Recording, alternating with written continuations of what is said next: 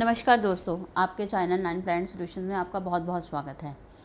मैं पुदार नेहा आपके सामने छोटी छोटी बातें लेके आती हूँ कि जो हम निजी ज़िंदगी में अपनी लाइफ में उतार सकें। आज मैं आपको छोटे छोटे कुछ ऐसे उपाय बताऊँगी जो आप अपनी लाइफ में उतारेंगे और आपको उसका बहुत फ़ायदा मिलेगा।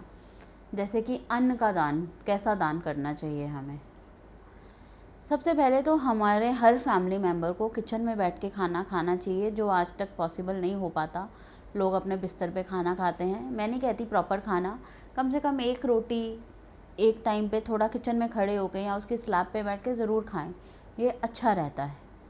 किचन में खाना खाने से किचन में भी बरकत आती है, वह उसका ऑरा हमारे लिए अच्छा होता है। अन्न का दान हम और कैसे कर सकते हैं कि हमारे घर में कभी भी अन्न ख़त्म ना हो, अन्न की बरकत बनी रहे। 5 किलो आटा लीजिए, उसमें 1.25 किलो गुड़ मिक्स कीजिए, मतलब उस गुड़ में आटा गूंथिए और वीरवार के दिन ये रोटियां गाय को खिलाइए। आपके घर में कभी भी अन्न की कमी नहीं आएगी।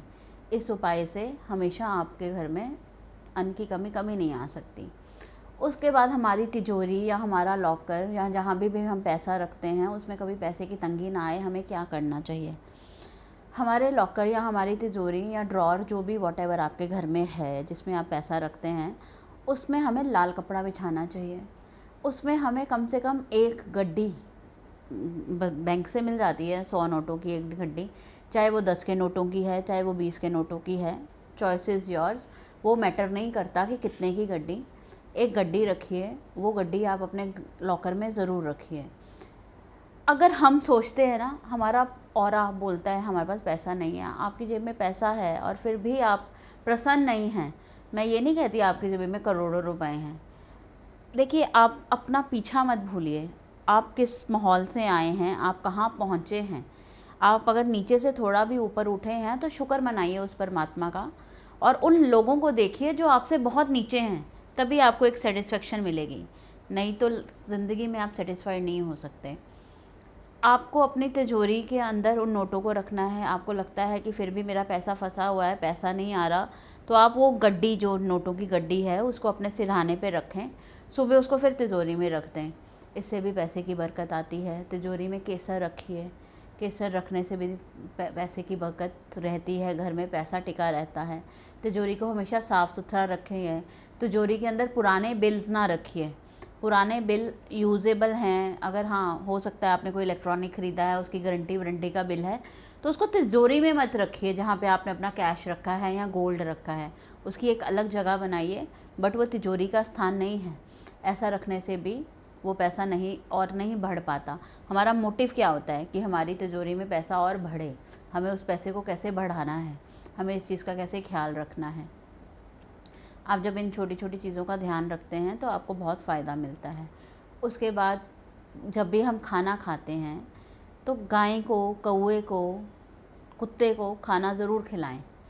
पहली रोटी गाय की ज़रूर निकालिए, फिर कुत्ते की, कौवे की, इन तीनों को खाना ज़रूर खिलाएं, क्योंकि ये खाना जो हम खिलाते हैं हमारे पितरों तक जाता है। ये कहा जाता है, अब आपको पता है जैसे कि श्राद्ध आने वाले हैं, हमारे पितरों के दिन आने वाले हैं, तो आप ये रोटियां रूटीन लाइफ में, डेली लाइफ में ज़रूर बनाइए। 3 रोटियां, 2 गाय की बनाइए, कुत्ते की बनाइए, कौवे की बनाइए। इस चीज़ को आप अपनी रूटीन वाली लाइफ में ज़रूर बताएं कि आपके घर में अन्न, पैसा, इस चीज़ की बरकत कभी ख़त्म ना हो। शनिवार के दिन तेल चुपड़ी रोटी खिलाने से बहुत फ़ायदा मिलता है। आप जब ये चीज़ें, छोटी छोटी चीज़ें अपनी ज़िंदगी में उतारेंगे तो आपको बहुत फ़ायदा मिलता है। शनिवार को मैंने अभी आपको बताया था ना, तेल की चुपड़ी हुई रोटी खिलानी चाहिए।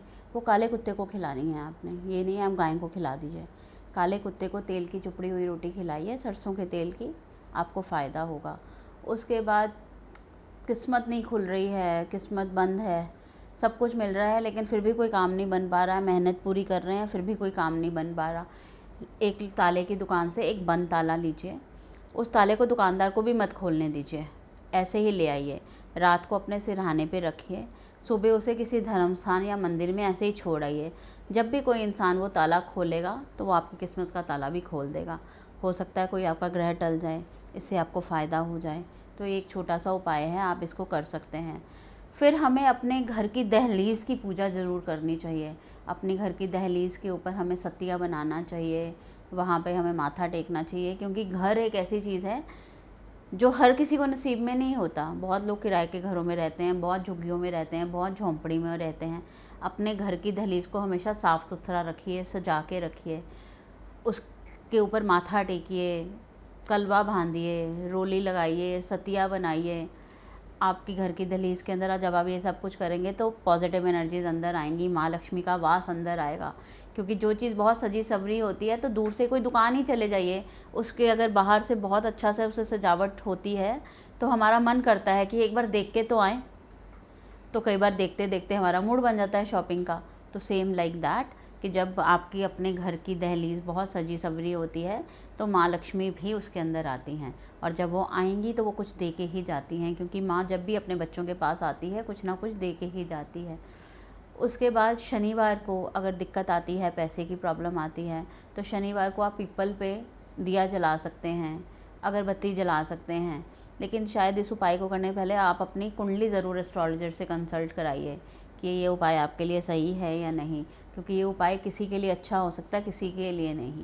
लेकिन जो बाकी मैंने आपको छोटी छोटी रेमेडीज़ बताई हैं वो हर इंसान कर सकता है। धन्यवाद दोस्तों, मेरे चैनल को लाइक करने के लिए, सब्सक्राइब करने के लिए और शेयर करने के लिए। इसे बहुत बहुत शेयर कीजिए, लोगों को बोलिए इसे सब्सक्राइब करें, कि आपको छोटी छोटी जानकारियाँ मिल सकें, जिससे आपकी रूटीन की लाइफ बहुत बेहतरीन हो सके। धन्यवाद।